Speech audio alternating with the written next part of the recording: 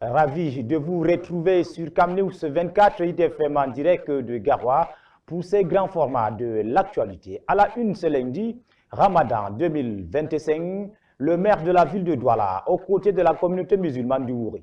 C'est à la faveur de la remise des denrées alimentaires pour soutenir les fidèles pendant ces mois de Ramadan. Les détails en ouverture du journal. Super chéri au sein de l'armée camerounaise, au sujet du conflit russo-ukrainien, le ministre de la Défense sonne l'alerte. C'est suite à l'interpellation des responsables de ces unités de commandement sur les désertions au sein de l'armée au profit de ces conflits. Les précisions dans ce journal. Voilà pour la vitrine de ce soir.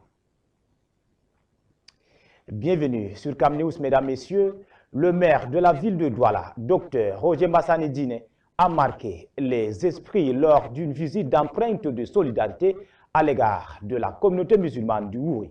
C'était ce samedi 22 mars 2025. Malik Paraiso a reçu un sac de riz pour nous.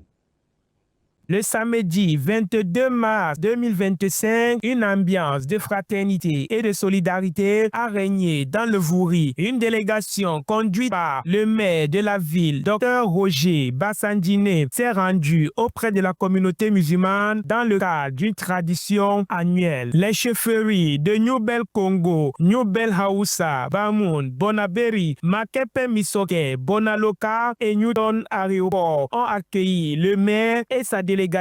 Cette visite témoigne de l'amour et de la solidarité envers la communauté musulmane en cette période sacrée du Ramadan. C'est déjà devenu une tradition pour nous chaque année de venir accompagner nos frères musulmans dans la prière et la pénitence.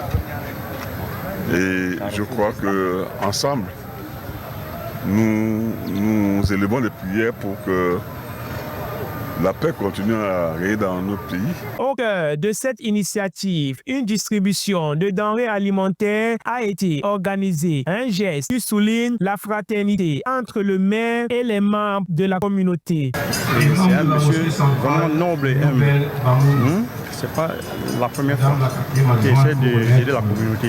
Sa Majesté Camille Tanko, chef de Bonaberi, a également exprimé son émotion face à cette belle initiative. Porte de la chaleur, un réconfort, une solidarité commune. Vous savez, nous sommes tous les descendants d'un même père qui est Abraham, donc nous sommes tous des frères. Donc lorsque nous voyons que nos frères viennent, et surtout le super-maire qui arrive dans notre circonscription, notre chefferie, pour communier avec nous, ça ne peut être qu'une satisfaction. Le maire satisfait de l'accueil chaleureux réservé par la communauté musulmane a rappelé l'importance de la paix. Content de voir que nos frères musulmans partagent cette vision et que dans la prière, ils appellent à ce que la paix, le développement, la prospérité soient au rendez-vous de notre pays. La communauté musulmane continue de prier pour la paix au Cameroun et pour son président, son Excellence Paul Biya. Ces moments de partage sont essentiels pour renforcer les liens entre les différentes communautés. Cette visite du maire Dr Bassandine Roger est un exemple fort d'engagement civique et d'harmonie sociale. Dans un monde souvent marqué par des tensions, des gestes comme celui-ci rappellent l'importance de la fraternité et du soutien mutuel. Nous vous le disions en titre, mesdames, messieurs, conflit russo-ukrainien, le ministre de la Défense sonne l'alerte. Joseph Betty Assomo interpelle les responsables de ces unités de commandement sur les désertions au sein de l'armée au profit de ces conflits. Il faut stopper cette supercherie fatale et au plus vite. Voyons tout cela dans ce reportage que nous propose Yves Anselme Tadiofo et Gisèle Kouma.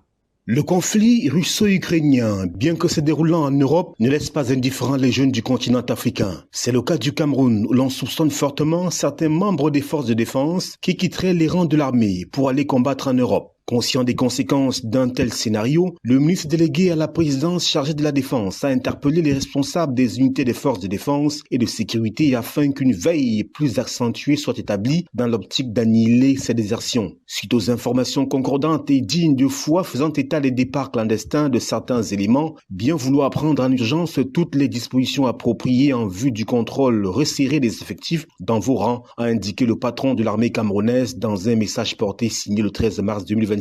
Joseph Betty Assomo va plus loin en égrénant une batterie de mesures à prendre pour éviter la fuite des forces de défense camerounaises au profit du conflit russo-ukrainien. Une sortie aussi opportune que pertinente puisqu'elle intervient à l'heure où cette guerre présente un aspect lucratif pour les soldats étrangers favorables au combat. En effet, selon les spécialistes militaires, il serait proposé par la Fédération de Russie une prime de 10 000 €, près de 6,5 millions de francs CFA aux volontaires étrangers pour combattre dans ses rangs. Une prime jugée élevée qui pourrait surmotiver plus d'un quand on sait les conditions de vie au Cameroun où le chômage a atteint des proportions alarmantes. Joseph Betty Assomo a alors instruit à ses collaborateurs détenant des postes de responsabilité d'interdire toute sortie du pays aux forces de défense, ne justifiant d'aucun quitus signé par lui-même après avis de la chaîne hiérarchique et de la sécurité militaire. Quant à ceux déjà enrôlés dans les combats en Europe de l'Est, toutes les mesures réglementaires doivent être prises à leur encontre.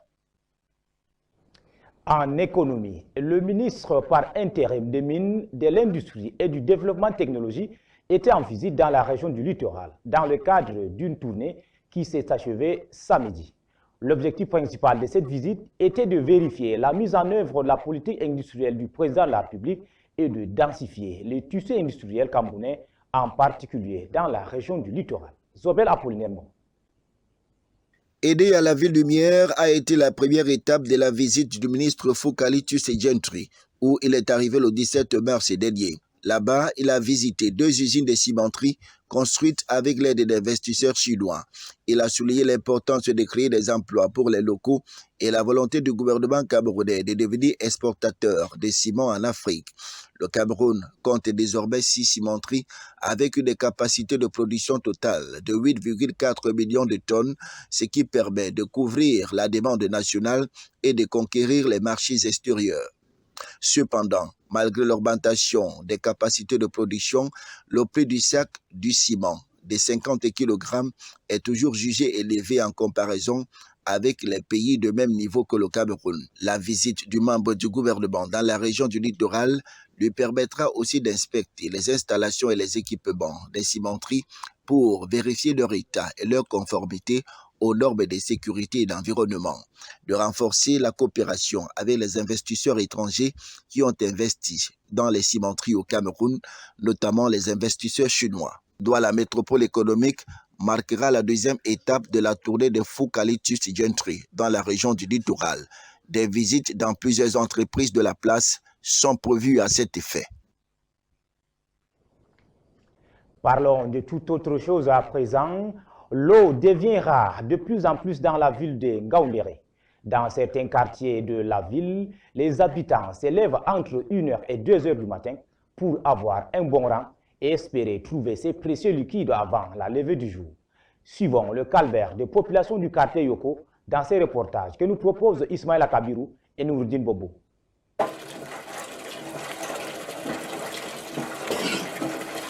À 3h du matin, le quartier Yoko, dans le premier arrondissement de Ngaoundéré, s'anime d'une agitation inhabituelle.